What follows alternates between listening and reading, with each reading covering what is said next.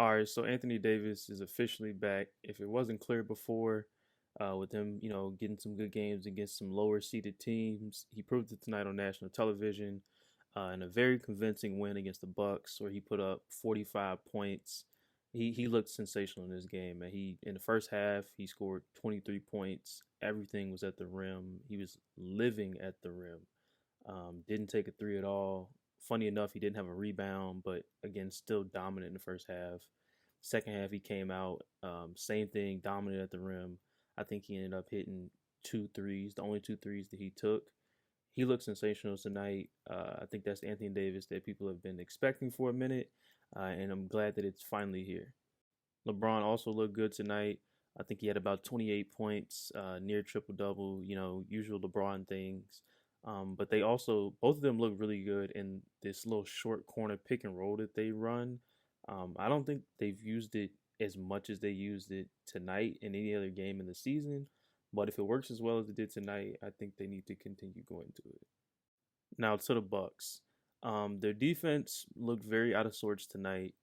I thought we were past this phase of Budenholzer with his, not wanting to make adjustments in game, being very poor at that. I thought we were past that after the championship run, and even after last season with all of the adjustments that he was forced to make.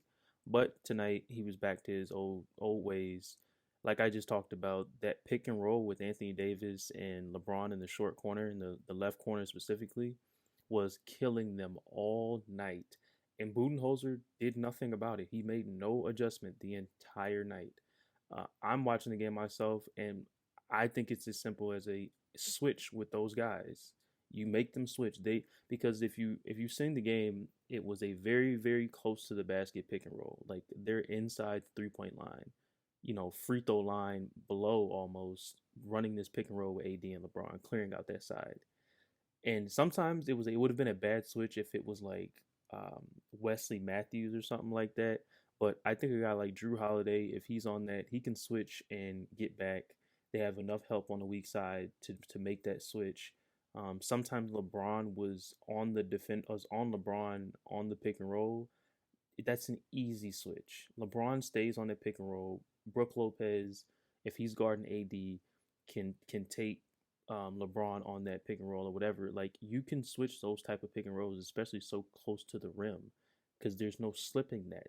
It's too tight of a quarter, too tight of space to try and switch that or slip that screen, I should say. Now, I'm not going to put this whole game on Budenholzer and his lack of adjustments. I am going to give some blame to Giannis tonight. Although the stat line looked pretty good, I think he had like 30 and something or whatever, but he's too good of a player to just look at his stat line. I think as soon as the game started, honestly, he looked pretty strange, to say the least, or out of sorts. Um, he looked like his mind was somewhere else, and I know it wasn't a fact of him being scared of the Lakers or worried about this matchup, because he's given them about 40 points in each of the last two times they've played, and I think only one of those games LeBron sat out, but the other one they were fully healthy. He doesn't have a problem playing against the Lakers, so I'm not going to put it on that. But however, he was just doing some really weird things out there, like taking ill-advised threes, which he does from time to time, but usually he does them after he gets to the basket and gets a bucket. I think he came out in like the first 2 or 3 minutes and jacked up a three, like very ill-advised.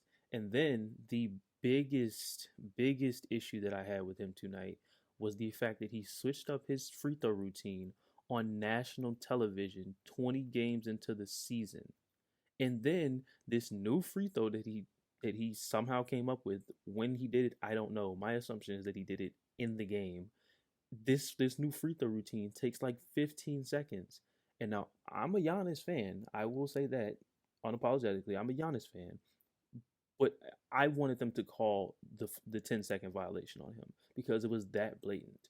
And the free throw line routine didn't even look good. It didn't even look like it was helping him. He looked like he was still shooting about the same percentage. If I didn't get a chance to go back and look at the stats on the free throws, but he was shooting just about the same and missing as much as he usually does. So for you to switch up your free throw routine and still be shooting the same percentage, it makes no sense. And then you bring back up the issues that you had, the finals run of people counting down. Like ESPN actually put the counter up next to him. Russell Westbrook got he didn't get teed up. He got a violation because he said something about how long it was taking him, and then they let Giannis reshoot that free throw because I believe Russell Westbrook shouted something as he was shooting it. Like, I don't understand. Again, I'm really going to hope that Giannis's head was just somewhere else. He wasn't focused. Maybe he had something going on at home. I don't know what it was, but whatever it was, he was acting very strange this game. I don't see him being scared of this team in any fashion, but he was just very out of sorts. I'm curious to see how the next game goes for him. But with that being said, I'm not worried about the Bucks. Honestly, again, I think that Giannis thing was just a one-off. I feel like he'll be back to usual, back to normal in this next game he plays. Got a positive out of this game. Chris Middleton looked really good in his first game back. I think it's going to take them a minute to get him back ingratiated into the. I don't even know if that's a word. I don't care. Uh, ingratiated into the flow of what they have going on because they've been playing well this season. And just because you're playing well doesn't mean you just get to plug back in a player and keep things rolling. You have to get him back incorporated into the offense because he's a at minimum 15 shot a game guy. So that's 15 shots that are getting taken away from other guys who are just getting those same looks. So it's going to take a minute. I don't think they'll be losing a lot of games in that time, but I definitely think it'll be a learning process, which will be good for them, though, in the long run.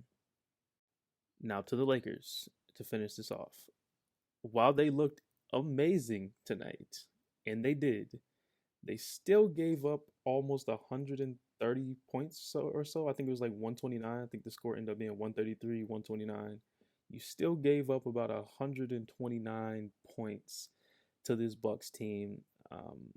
It, that defense is horrible. I don't care how much you scored yourself. Giving up 129 is pretty bad. Everybody on the Lakers could not miss from three. The Bucks couldn't miss from three either. I'll give them that. But everybody on the Lakers could not miss. That is not usually the case. That is not usually the case. LeBron was like 3 of 5. Lonnie Walker was knocking down all his threes. Troy Brown Jr. got in there and hit some threes. Like nobody on this team could miss. As a Bucks fan, it was honestly kind of frustrating. But I say that to say I don't see this happening again for the Lakers. If their defense doesn't improve, which I think they have the potential to be a pretty good defensive team, which they've showed this year, if that doesn't improve and they don't stop teams from putting up 120 plus, they're not going to win many games. They probably had a little extra juice for this national televised game against Giannis. They really wanted to make a statement, especially because Giannis usually embarrasses the Lakers as of late. So they probably wanted to make a statement. So we'll see. I think they're a team that plays up and down to the competition. If it's a good team like the Bucks, they're going to get up for that game and really put in an effort. And if it's a game like the Wizards, who they probably don't see as contenders, they're probably going to play down to them. So if I were to be betting, which I'm not giving out advice, I would bet that they're going to lose on Sunday when they play the Wizards. But that's just me. Um, again, I think Anthony Davis being at the rim all the time can be something that can be a constant for them. But them knocking down shots, I don't see that being a constant. And if they're not playing defense, if those shots aren't falling like they're falling tonight, and they play the exact same defense, they lose by 15.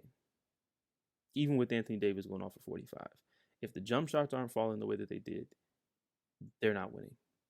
Like Anthony Davis, like I said earlier, he went 2 for 2.